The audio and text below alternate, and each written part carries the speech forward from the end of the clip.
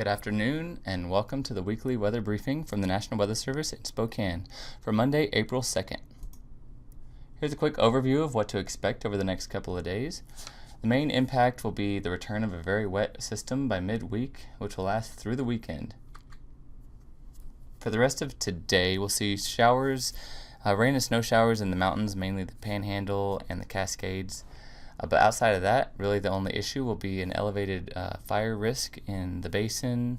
So we do have some breezy winds today and we are pretty dry. We're in that kind of transition period when we've lost our low elevation snow, but we haven't gotten our wetting spring rains yet. So some of these grasses and brush are still very dry and susceptible to burning, as you can see from this picture from this past Friday in Spokane County. So be careful if you're burning anything that you don't let it get out of hand, because conditions will be conducive to fire spread. So after Tuesday, things really change, and you can see here I've chosen a couple of points, Spokane and Wenatchee, to show the forecast for, but it's really similar across the whole region.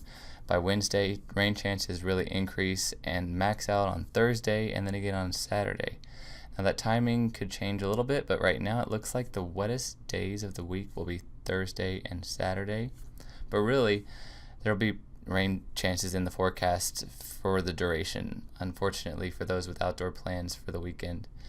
And if you look at the temperature forecast on the top, you see that it is going to be a wet and warm system, and temperatures will be increasing all the way through the end of the week up into the upper 50s and lower 60s even, which is right around normal for this time of year in the inland northwest. If you look at a couple of points in Idaho, it's the same trend, getting wetter on Wednesday and wettest day on Thursday and lasting through the weekend. So this is, as I said, going to be a warm system. We're not going to be dealing with many issues from snow. We will have a small chance of some low elevation snow, light snow, as this system first enters the region on early Wednesday. But if any does fall, we're not expecting much to accumulate at all, and no issues to be caused by that. And snow levels will be such that we'll have some snow on the passes for Wednesday and early Thursday, just a couple of inches for the most part, but even by late Thursday and Thursday night, snow levels will be above mountain pass levels, and so even the mountain passes will see rain from this system.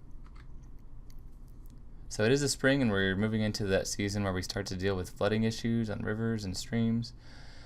So with this incoming warm system, we are expecting to see these rivers and streams to start rising, as you can see at a couple of spots here.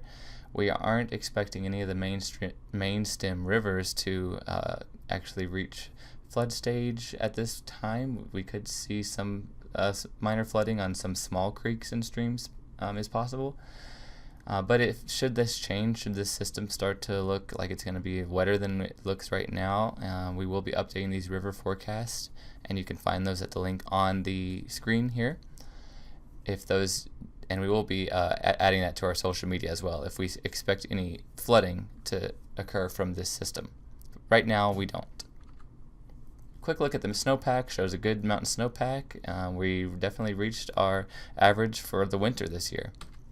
And looking out into the mid-April time period, we have a good chance of above average precipitation and no real signal for the temperature, so probably going to be right around average for this time of year, which is good news for the inland northwest.